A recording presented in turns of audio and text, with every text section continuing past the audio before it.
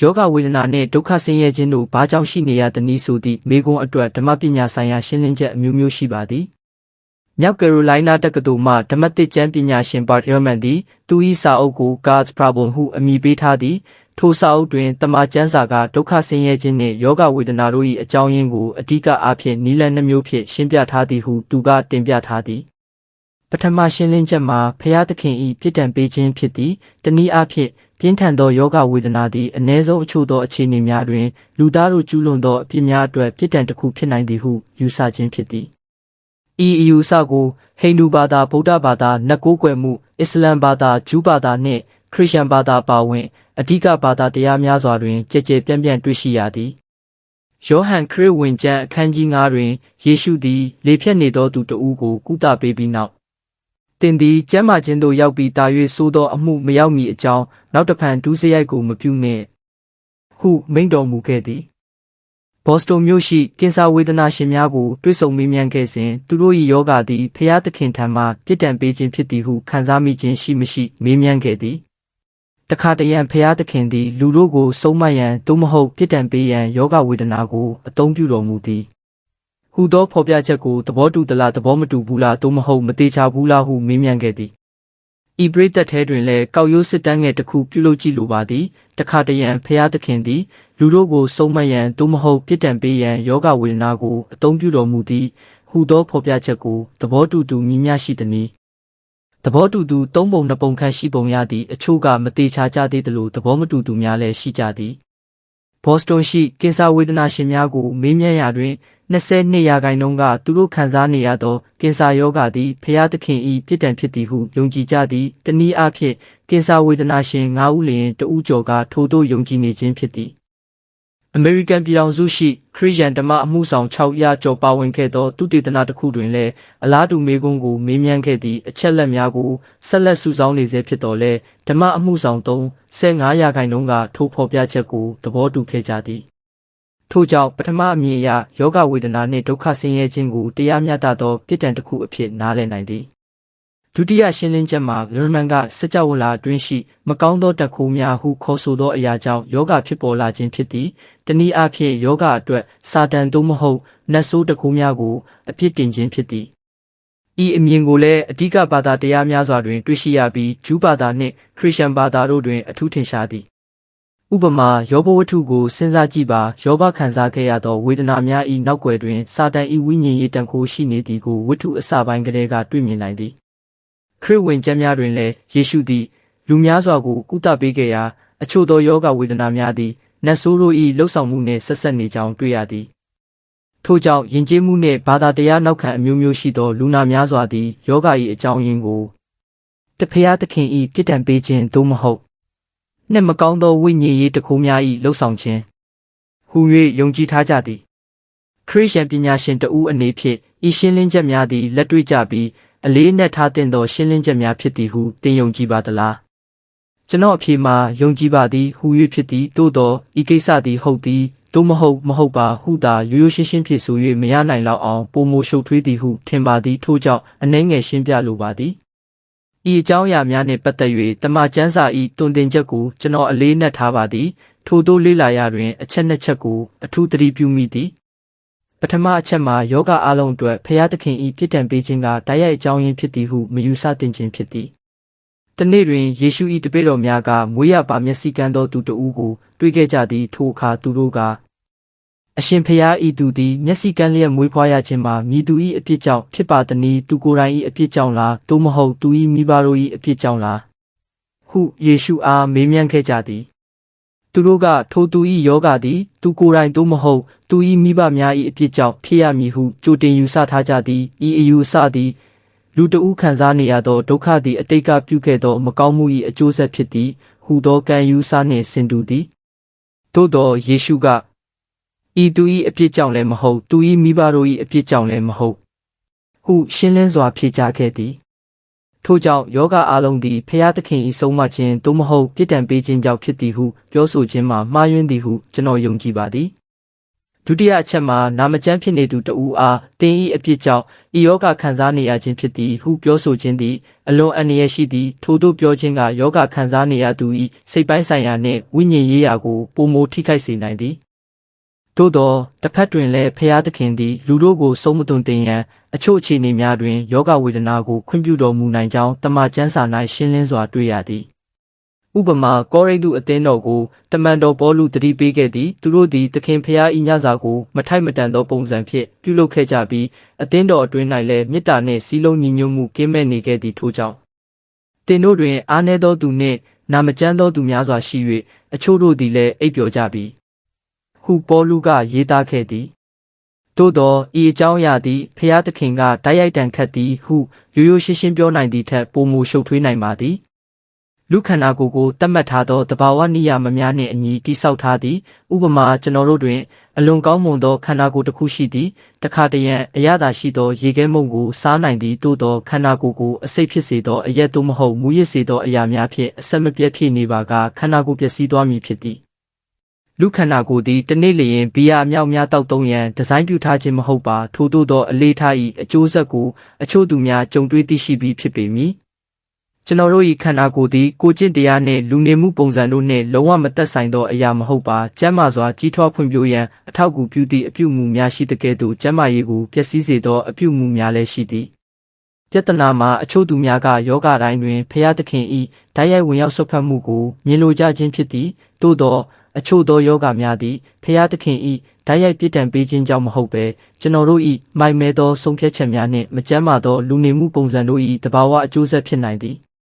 ်မိမိကိုယ်ကိုအစိတ်ဖြစ်စေသောအရာများဖြင့်အလွန်အကျွံထိခိုက်စေပါကယောဂဝေဒနာသည်တဘာဝကျစွာဖြစ်ပေါ်လာမည်ဖြစ်သည်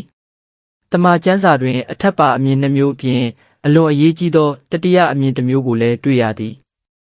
ဓမ္မသစ်ကျမ်း၏အစိတ်ပိုင်းအများပြားကိုရေးသားခဲ့ပြီးထင်ရှားသောခရိယန်သာသနာပြုတဦးဖြစ်သည့်တမန်တော်ပေါလုတွင်ကိုယ်ခန္ဓာ၌စုသောစုဟုသူခေါ်ဆိုသည့်ဝေဒနာတစ်ခုရှိခဲ့သည်ပေါလုသည်ထိုဝေဒနာကိုဖယ်ရှားပေးရန်ဖျားသခင်ထံ၃ကြိမ်တိုင်တိုင်တောင်းလျှောက်ခဲ့သည်သို့သောဖျားသခင်ကငါကျေးဇူးသည်တင့်ဖို့လောက်ပေ၏ငါတန်ခိုးသည်အားနည်းခြင်း၌ပြည့်စုံတတ်၏ဟုမိန့်တော်မူခဲ့သည်ဤအချက်သည်အလွန်အရေးကြီးသည်ဖျားသခင်သည်အမြဲတမ်းကုသပေးမည်ဟုဂရုပေးထားခြင်းမရှိပါပေါလု၏ကိစ္စတွင်ဖျားသခင်ကသူ့ကိုချက်ချင်းကုသပေးမည်အစားထိုဝေဒနာကိုခံနိုင်ရရှိစေရန်ကျေးဇူးတော်ပေးမည်ဟုမိန့်တော်မူခဲ့သည်ပေါလုသည်ထိုဝေဒနာနှင့်ရင်ဆိုင်ရစဉ်မိမိ၏သဘောထားယုံကြည်ခြင်းနှင့်ဇယိုက်လက္ခဏာတို့ပိုမိုရင့်ကျက်လာစေမည့်သင်ခန်းစာများကိုသင်ယူခဲ့ရသည်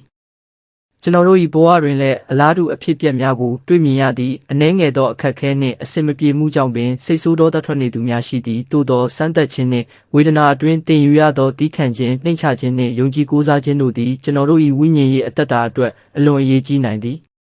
်ထို့ကြောင့်ယောဂဝေဒနာနှင့်ပတ်သက်၍ရှုပ်ထွေးပြီးဗတ်ပေါင်းစုံပါဝင်သောပုံရိပ်တစ်ခုကိုကျွန်တော်မြင်ပါသည်ဒီအကြောင်းအရာတွေကိုသင်ယုံကြည်ပါသလားဟုမေးလျင်ကျွန်တော်ဖြေကယုံကြည်ပါသည်ဟူ၍ဖြစ်သည်သို့သောအစွန်းရောက်သောအတိတ်ပဲဖွင့်ဆိုမှုများကိုတော့အလွန်သတိထားရမည်အပြင်လူတဦးကနာမကျန်းဖြစ်နေသူထံလာရောက်ပြီးသင်သည်ပြီးခဲ့သည့်အပတ်ကဤအပြစ်ကိုကျူးလွန်ခဲ့သောကြောင့်ယခုဖျားနာနေရခြင်းဖြစ်သည်ဟုအထောက်ထားမရှိဘဲဆွဆွဲပြောဆိုခြင်းသည်အလွန်အန္တရာယ်ရှိသည်သို့သောရှားပါးသောအခြေအနေအချို့တွင်လူတဦးသည်ဝိညာဉ်ရေးရာရှုပ်ထွေးမှုနှင့်မှားယွင်းသောလမ်းကြောင်းထဲသို့ရောက်ရှိသွားသောအခါဖျားသခင်သည်သူ့အားသတိပြန်ဝင်လာစေရန်ယောဂတစ်ခုကိုခွင့်ပြုတော်မှာအောက်ပါစာမှုတွင်မူရင်းအတိတ်ဘယ်ကိုထိမ့်သိမ်းထားပြီးစကားပြောဟန်မှမလိုအပ်သောထက်ကြုံမှုများကိုလျှော့ချကာပညာရေးအတွက်ဖတ်ရှုရလွယ်ကူအောင်ပြန်လည်ရေးသားထားပါသည်လူသားများသည်အဘယ်ကြောင့်ယောဂဝေဒနာများနှင့်ဒုက္ခဆင်းရဲခြင်းများကိုကြုံတွေ့ခံစားကြရသနည်းဤမေးခွန်းနှင့်ပတ်သက်၍ဓမ္မပညာဆိုင်ရာရှင်းလင်းချက်များစွာရှိပါသည်မြောက်ကယ်ရိုလိုင်းနားတက္ကသိုလ်မှဓမ္မသစ်ကျမ်းပညာရှင်ဘာ့အီရမန်သည်ဤအကြောင်းအရာကို God's Problem ဟူသောသူ၏စာအုပ်တွင်ဆွေးနွေးထားသည်သူ၏အဆိုအရတမန်ကျမ်းစာ၌ဒုက္ခဆင်းရဲခြင်းနှင့်ယောဂဝေဒနာများ၏အကြောင်းရင်းကိုအဓိကနည်းလမ်းနှမျိုးဖြင့်ရှင်းပြထားသည်ပထမရှင်းလင်းချက်မှာဖျားသခင်၏ပြစ်ဒဏ်ပေးခြင်းဖြစ်သည်တနည်းအားဖြင့်ပြင်းထန်သောယောဂဝေဒနာအချို့သည်လူသားတို့၏အပြစ်ကြောင့်ခံစားရသောအပြစ်ဒဏ်ဖြစ်နိုင်သည်ဟုသောအယူဆဖြစ်သည်ဤအမြင်ကိုဟိန္ဒူဘာသာဗုဒ္ဓဘာသာနတ်ကိုးကွယ်မှုအစ္စလမ်ဘာသာဂျူးဘာသာနှင့်ခရစ်ယာန်ဘာသာအပါအဝင်အဓိကဘာသာတရားအများစုတွင်တွေ့ရှိနိုင်သည် ယောဟန်ခရစ်ဝင်ကျမ်းအခန်းကြီး9တွင်ယေရှုသည်နှစ်ပေါင်းများစွာမတန်ဆွမ်းဖြစ်နေသူတဦးကိုကုသပေးခဲ့သည်နောက်ပိုင်းတွင်ထိုသူကိုပြန်လည်တွေ့ဆုံသောအခါယေရှုကတင်သည်ကျမ်းမာခြင်းသို့ရောက်ပြီးတာ၍ဆိုသောအရာမရောက်မီအကြောင်းနောက်တစ်ဖန်ဒုစရိုက်ကိုမပြုနှင့်ဟုမိန့်တော်မူခဲ့သည်ဘော့စတွန်မြို့ရှိကင်ဆာဝေဒနာရှင်များကိုတွေ့ဆုံမေးမြန်းရာတွင်သူတို့၏ယောဂသည်အပြစ်ဒဏ်ပေးခံရခြင်းဖြစ်သည်ဟုခံစားရသလားဟုမေးမြန်းခဲ့သည်မေးခွန်းမှာဖျားသခင်သည်တခါတရံလူတို့ကိုဆုံးမရန်သို့မဟုတ်အဖြစ်ပေးရန်ယောဂဝေဒနာကိုအသုံးပြုတော်မူသည်ဟူသောဖော်ပြချက်ကိုတင်သဘောတူပါသလားသဘောမတူပါသလားသို့မဟုတ်မတိချပါသလားဟု၍ဖြစ်သည်ဘော့စတွန်ရှိကင်ဆာဝေဒနာရှင်များအနက်22%ခန့်ကသူတို့၏ကင်ဆာယောဂသည်ဖျားသခင်ပေးသောအပြစ်ဒဏ်ဖြစ်သည်ဟုယုံကြည်ကြသည်ဆိုလိုသည်မှာကင်ဆာဝေဒနာရှင်9ဦးလျင်တဦးခန့်ကထိုသို့ယုံကြည်ကြခြင်းဖြစ်သည်အမေရိကန်နိုင်ငံတဝန်းရှိတင်းအုပ်ဆရာနှင့်ဘာသာရေးကောင်းဆောင်600ကျော်ပါဝင်သည့်သုတေသနတစ်ခုတွင်လည်းဖျားသခင်သည်တခါတရံလူတို့ကိုဆုံးမရန်သို့မဟုတ်အပြစ်ပေးရန်ယောဂကိုအသုံးပြုတော်မူသည်ဟူသောဖော်ပြချက်ကို35%ခန့်ကသဘောတူခဲ့ကြသည်ထို့ကြောင့်ပထမအမြင်အရယောဂဝေဒနာနှင့်ဒုက္ခဆင်းရဲခြင်းတို့ကိုလူသားတို့၏အပြစ်အတွက်ရရှိသောတရားမျှတသည့်အပြစ်ဒဏ်အဖြစ်နားလည်နိုင်သည်ဒုတိယရှင်းလင်းချက်မှာဂရမန်ခေါ်ဝေါ်သည့်စကြဝဠာအတွင်းရှိမကောင်းသောတခိုးများကြောင့်ယောဂဝေဒနာဖြစ်ပေါ်လာသည်ဟုသောအယူဆဖြစ်သည်ဆိုလိုသည်မှာစာတန်သို့မဟုတ်နတ်ဆိုးများကဲ့သို့သောမကောင်းသောဝိညာဉ်တခိုးများကိုယောဂနှင့်ဒုက္ခဆင်းရဲခြင်း၏အကြောင်းရင်းအဖြစ်သတ်မှတ်ခြင်းဖြစ်သည်ဤအမြင်ကိုလည်းအဓိကဘာသာတရားများနှင့်ယဉ်ကျေးမှုများစွာတွင်တွေ့ရှိရပြီးဂျူးဘာသာနှင့်ခရစ်ယာန်ဘာသာတို့၌အထူးထင်ရှားသည်ဥပမာယောဘဝတ္ထုတွင်ယောဘခံစားခဲ့ရသောယောဂနှင့်ဒုက္ခဆင်းရဲခြင်းများ၏နောက်ွယ်၌စာတန်၏လှုပ်ဆောင်မှုရှိနေသည်ကိုတွေ့ရသည်ယောဘဝတ္ထုအစပိုင်းကတည်းကယောဘ၏ဒုက္ခသည်သူကိုယ်တိုင်ပြုလုပ်ခဲ့သောအဖြစ်တစ်ခုကြောင့်မဟုတ်ဘဲစာတန်၏တိုက်ခိုက်မှုကြောင့်ဖြစ်ပေါ်လာကြောင်းဖော်ပြထားသည်ထို့ပြင်ခရစ်ဝင်ကျမ်းများ၌ယေရှုသည်လူနာများစွာကိုကုသပေးခဲ့ရာအချို့သောယောဂများသည်နတ်ဆိုးတို့၏လွှမ်းမိုးမှုနှင့်ဆက်နွယ်နေသည်ကိုတွေ့ရသည်ထို့ကြောင့်ယဉ်ကျေးမှုအမျိုးမျိုးမှလူနာများအကြားအထူးထင်ရှားသည့်ယုံကြည်ချက်နှမျိုးရှိသည်ပထမအချက်မှာယောဂသည်ဖျားသခင်ပေးသောအပြစ်ဒဏ်ဖြစ်သည်ဟုသောယုံကြည်ချက်ဖြစ်ပြီးဒုတိယအချက်မှာမကောင်းသောဝိညာဉ်တန်ခိုးများကြောင့်ယောဂဖြစ်ပေါ်လာသည်ဟုသောယုံကြည်ချက်ဖြစ်သည်ခရစ်ယာန်ပညာရှင်တဦးအနေဖြင့်ဤရှင်းလင်းချက်များသည်အမှန်တကယ်ဖြစ်နိုင်ပြီးအလေးအနက်ထားသင့်သောအမြင်များဖြစ်သည်ဟုယုံကြည်ပါသလားကျွန်ုပ်၏အဖြေမှာယုံကြည်ပါသည်ဟူ၍ဖြစ်သည်သို့သောဤအကြောင်းအရာသည်ဟုတ်သည်သို့မဟုတ်ပါဟုရိုးရှင်းစွာဖြေဆိုနိုင်သည့်ထက်ပို၍ရှုပ်ထွေးပါသည်ထို့ကြောင့်တမန်ကျမ်းစာ၏တွင်တင်ချက်များကိုအခြေခံ၍အချက်အချို့ကိုရှင်းပြလိုပါသည်ပထမအချက်မှာယောဂတိုင်းသည်လူတဦးချင်း၏အပြစ်အတွက်ဖျားသခင်ပေးသောအပြစ်ဒဏ်ဖြစ်သည်ဟုမယူဆသင့်ပါယောဟန်ခရစ်ဝင်ကျမ်းအခန်းကြီး9တွင်ယေရှုနှင့်တပည့်တော်များသည်မွေးရပါမျက်စိကန်းသူတဦးကိုတွေ့ခဲ့ကြသည်တပည့်တော်များကအရှင်ဖျားဤသူသည်မျက်စိကန်းလျက်မွေးဖွားရခြင်းကြောင့်မှမိသူပြုသောအပြစ်ကြောင့်ဖြစ်ပါသည်။ဤသူ၏အပြစ်ကြောင့်လားသူ၏မိဘများအပြစ်ကြောင့်လားဟုမေးခဲ့ကြသည်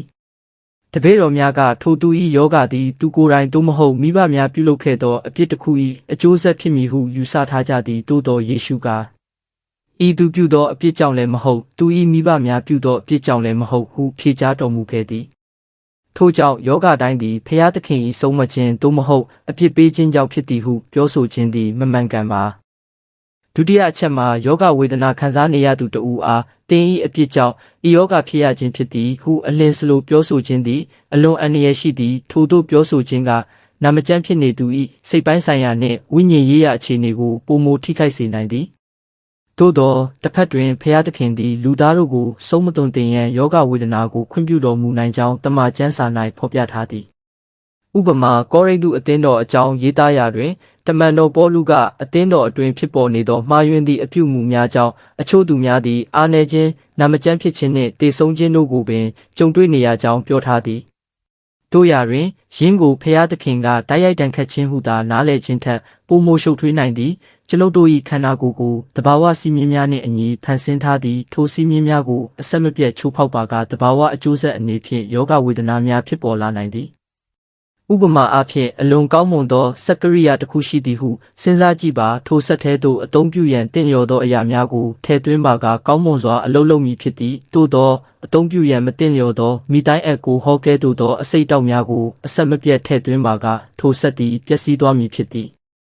အလားတူပင်လူခန္ဓာကိုယ်သည်တနေ့လျင်ဘီယာနှင့်ဆက်ပိုက်တောက်သုံးရန်ဖန်ဆင်းထားခြင်းမဟုတ်ပါထို့သို့အဆက်မပြတ်ပြုလုပ်ပါကကျန်းမာရေးပျက်စီးမှုဖြစ်ပေါ်လာမည်မှာတဘာဝကျပါသည်ကျွန်ုပ်တို့၏ခန္ဓာကိုယ်သည်ကောင်းသည်ဖြစ်စေဆိုးသည်ဖြစ်စေမည်သည့်အပြုမူကိုမဆိုအကျိုးဆက်မရှိဘဲလက်ခံနိုင်သည့်အရာမဟုတ်ပါခန္ဓာကိုယ်၏ကြီးထွားဖွံ့ဖြိုးမှုနှင့်ကျန်းမာရေးကိုအားပေးသည့်အပြုမူများရှိတဲ့ကဲ့သို့ကျန်းမာရေးကိုပျက်စီးစေသည့်အပြုမူများလည်းရှိပါသည်ပြဿနာမှာလူအချို့ကယောဂဖြစ်ပေါ်တိုင်းဖျားသခင်၏တိုက်ရိုက်ဝင်ရောက်ဆွတ်ဖက်မှုကိုမြင်လိုကြခြင်းဖြစ်သည်သို့သောအချို့ယောဂများသည်ကျွန်ုပ်တို့ကိုယ်တိုင်၏မိုင်မဲသောရွေးချယ်မှုများနှင့်မကျန်းမာသောနေထိုင်မှုပုံစံများမှထွက်ပေါ်လာသည့်တဘာဝအကျိုးဆက်များဖြစ်နိုင်သည်တမန်ကျမ်းစာတွင်ဤရှင်းလင်းချက်နှမျိုးပြင်အလွန်အရေးကြီးသောတတိယရှင်းလင်းချက်တစ်ခုလည်းရှိသည်ဓမ္မတစ်ကျမ်း၏အရေးပါသောအစိတ်ပိုင်းများကိုရေးသားခဲ့သည့်တမန်တော်ပေါလုသည်အကြီးမားဆုံးခရစ်ယာန်သာသနာပြုများထဲမှတဦးဖြစ်သည်သို့သောသူတွင်ကိုယ်ခန္ဓာ၌စူးဟုခေါ်သည့်ဝေဒနာတစ်ခုရှိခဲ့သည်ထိုဝေဒနာကိုဖယ်ရှားပေးရန်ဖျားသခင်ထံ၃ကြိမ်တိုင်းတောင်းလျှောက်ခဲ့သည်သို့သောဖျားသခင်ကငါကျေးဇူးသည်တင့်ဖို့လောက်ပေ၏ငါတန်ခိုးသည်အားနည်းခြင်းအထက်၌စုံလင်တတ်၏ဟုမိန့်တော်မူခဲ့သည်ဖျားသခင်သည်ပေါလုကိုချက်ချင်းကုသပေးမည်ဟုဂတိမပေးခဲ့ပါယင်းအစားသူ၏ကျေးဇူးတော်ဖြင့်ထိုဝေဒနာကိုရင်ဆိုင်ခံနိုင်ရန်ပေါလုကိုတွင်တင်တော်မူခဲ့သည်ဤအချက်သည်အလွန်အရေးကြီးပါသည်ဖျားသခင်သည်လူနာတိုင်းကိုချက်ချင်းကုသပေးမည်ဟုကျွန်ုပ်တို့အာမမခံနိုင်ပါသို့သောယောဂနှင့်ဒုက္ခဆင်းရဲခြင်းကိုရင်ဆိုင်ပုံအားဖြင့်လူတဦး၏စိတ်သဘောထားယုံကြည်ခြင်းနှင့်အကျင့်စာရိတ္တတို့ကိုဖွံ့ဖြိုးစေနိုင်သည်ကျွန်ုပ်တို့၏ပတ်ဝန်းကျင်တွင်အသေးအဖွဲအခက်အခဲများကြောင့်ပင်အလွယ်တကူစိတ်ဆိုးဒေါသထွက်ပြီးစိတ်ပြတ်သွားတတ်သူများကိုတွေ့ရသည့်ထို့ကြောင့်ဒုက္ခဆင်းရဲခြင်းတွင်တီးခံခြင်းယုံကြည်ခြင်းနှင့်ဖျားသခင်အပေါ်မိခိုခြင်းတို့ကိုတင်ယူရခြင်းသည်အလွန်အရေးကြီးသောဝိညာဉ်ရေးရာသင်ခန်းစာဖြစ်နိုင်သည်ထို့ကြောင့်ယောဂနှင့်ဒုက္ခဆင်းရဲခြင်းအကြောင်းကိုတစ်ဖက်သက်မမြင်သင့်ပါဖျားသခင်သည်တခါတရံလူတို့ကိုဆုံးမရန်ယောဂကိုအသုံးပြုတော်မူနိုင်သည်ဟုယုံကြည်ပါသည်သို့သောအစွန်းရောက်ကောက်ချက်များချခြင်းကိုအထူးသတိထားရမည်အနည်းရဲ့ရှိဆုံးအရာမှာလူတဦးကယောဂဝေဒနာခံစားနေရသူထံသို့သွားပြီးတင်သည်ပြီးခဲ့သည့်အပတ်ကဤအဖြစ်ကိုကျူးလွန်ခဲ့သောကြောင့်ယခုယောဂရနေခြင်းဖြစ်သည်ဟုအထောက်ထားမရှိဘဲပြောဆိုခြင်းဖြစ်သည်ထို့သောပြောဆိုခြင်းသည်လုံးဝခိုင်လုံမှုမရှိဘဲလူနာ၏စိတ်နှလုံးကိုပို၍နာကျင်စေနိုင်သောကြောင့်အလွန်အန္တရာယ်ကြီးပါသည်သို့သောရှားပါးသောအခြေအနေများတွင်လူတဦးသည်ဝိညာဉ်ရေးရာရှုပ်ထွေးမှုနှင့်မှားယွင်းသောလမ်းကြောင်းလဲသို့ရောက်ရှိနေစဉ်ဖျားသခင်ကသူ့အားအတိတရားပြန်ရစေရန်ယောဂတစ်ခုကိုခွင့်ပြုတော်မူနိုင်သည့်ထို့သို့ဖြစ်ပျက်ခဲ့သည့်ဖြစ်ရပ်များလည်းရှိပါသည်နောက်ထပ်အရေးကြီးသောမေးခွန်းမှာမကောင်းမှုသည်နောက်ဆုံးတွင်မြည်သည့်နေရာမှစတင်လာသည်နည်းဟုသောမေးခွန်းဖြစ်သည်စัจ java လာအတွင်းစာတန်နှင့်မကောင်းသောဝိညာဉ်တကူများရှိကြောင်းပြောဆိုသောအခါလူအချို့ကယင်းကိုရေစရာဟုယူဆကြသည်သို့သောထိုသူများကိုကဘာမြေပြင်ပတွင်အသိဉာဏ်ရှိသောတက်ရှိများရှိနိုင်ပါသလားဟုမေးလျင်စัจ java လာကြီး၏နေရာအနှံ့တွင်ရှိနိုင်သည်ဟုဖြေကြပေမည်စัจ java လာအတွင်းလူသားမဟုတ်သည့်အသိဉာဏ်ရှိသောတက်ရှိများရှိနိုင်သည်ဟုယုံကြည်ပါကထိုအသိဉာဏ်ရှိသောတတဝများအနက်အချို့သည်မကောင်းသောသဘောရှိနိုင်သည်ဟုအဘယ်ကြောင့်မယုံကြည်နိုင်ရမည်နည်းတစ်ဖက်ကိုလက်ခံပြီးအခြားတစ်ဖက်ကိုမဖြစ်နိုင်ဟုငြင်းပယ်ခြင်းသည်ဉာဏ်ပညာဆိုင်ရာအရာရှေ့နောက်မညီပါသို့သောဤအကြောင်းအရာသည်အလွန်ကျေပြန့်ပြီးတညလုံးပင်ဆွေးနွေးရနိုင်သောအကြောင်းအရာဖြစ်သည်တမန်ကျမ်းစာသည်လူသားတို့ခံစားရသောဒုက္ခတိုင်းအတွက်လူသားကိုယ်တိုင်ကိုသာအပြစ်မတင်ထားခြင်းကအလွန်စိတ်ဝင်စားဖွယ်ကောင်းသည့်ယင်းကိုယောဘဝတ္ထုတွင်အထင်ရှားဆုံးတွေ့နိုင်သည်ယောဘ၏ယောဂနှင့်ဒုက္ခဆင်းရဲခြင်းတို့သည်သူ၏မနာခံမှုသို့မဟုတ်ကိုယ်ပိုင်ပြစ်ကြောင့်ဖြစ်ပေါ်လာခြင်းမဟုတ်ပါယောဘသည်တစ္ဆာရှိစွာနေထိုင်ခဲ့သူဖြစ်သည်သို့သောဖျားသခင်ကသူ့ပေါ်ထားရှိသောအကာအကွယ်တိုင်းတာတစ်ခုကိုရုပ်သိမ်းပြီးရန်သူအားတတ်မှတ်ထားသည့်အတိုင်းတာအတွင်းတိုက်ခိုက်ခွင့်ပြုခဲ့သည်ယောဘဝတ္ထု၏ဖော်ပြချက်မှာအလွန်နက်နဲတိမ်မွေ့သည့်ယောဘခံစားခဲ့ရသောတိုက်ခိုက်မှုများထဲတွင်လေပြင်းတိုက်ခတ်ခြင်းအိမ်ပြိုကျခြင်းနှင့်မိလောင်ခြင်းကဲ့သို့သောသဘာဝဘေးအန္တရာယ်များပါဝင်သည်ထို့အပြင်ရှေးဘလူမျိုးများကဝိုင်းခိုက်ခြင်းကဲ့သို့သောလူသားတို့ပြုလုပ်သည့်ကိုကျင့်တရားဆိုင်ရာမကောင်းမှုများလည်းပါဝင်သည်ယောဘဝတ္ထုတွင်သဘာဝမကောင်းမှုနှင့်လူသားတို့၏ကိုကျင့်တရားဆိုင်ရာမကောင်းမှုဟုသောပြဿနာနှမျိုးလုံးကိုတပြိုင်နက်တည်းတွေ့ရသည်သို့သောထိုအရာများ၏နောက်ွယ်၌မကောင်းသောဝိညာဉ်တကူတစ်ခု၏လှုပ်ဆောင်မှုရှိနေကြောင်းလည်းဖော်ပြထားသည်ဤအချက်သည်တစ်ဖက်တွင်စိတ်ပျက်စရာဖြစ်နိုင်တော်လဲအခြားတစ်ဖက်တွင်အားပေးမှုကိုလည်းရရှိစေသည်ဖျားသခင်သည်ကျွန်ုပ်တို့ကြုံတွေ့ရသောဒုက္ခတိုင်းအတွက်ကျွန်ုပ်တို့ကိုအပြစ်တင်တော်မူခြင်းမဟုတ်ပါသို့သောကျွန်ုပ်တို့၏ရွေးချယ်မှုများနှင့်လုပ်ရများကြောင့်ဖြစ်ပေါ်လာသည့်အကျိုးဆက်များလည်းရှိနိုင်သည်အရေးကြီးဆုံးအချက်မှာမကောင်းမှု၏အကြောင်းရင်းကိုသိရှိယုံဖြင့်ပြဿနာအလုံးကိုဖြေရှင်းနိုင်မည်မဟုတ်ခြင်းဖြစ်သည်ပို၍နက်နဲပြီးအရေးကြီးသောမေးခွန်းမှာ ဤဒုက္ခဆင်းရဲခြင်းနှင့်မကောင်းမှုတို့ကိုဖြေရှင်းရန်ဖျားသခင်သည်မြည်သည့်အရာကိုပြင်ဆင်ထားတော်မူသည်ဟုသောမေခွန်းဖြစ်သည်။ဤမေခွန်း၏အဖြေကိုကျွန်ုပ်တို့သိရှိရန်လိုအပ်ပါသည်။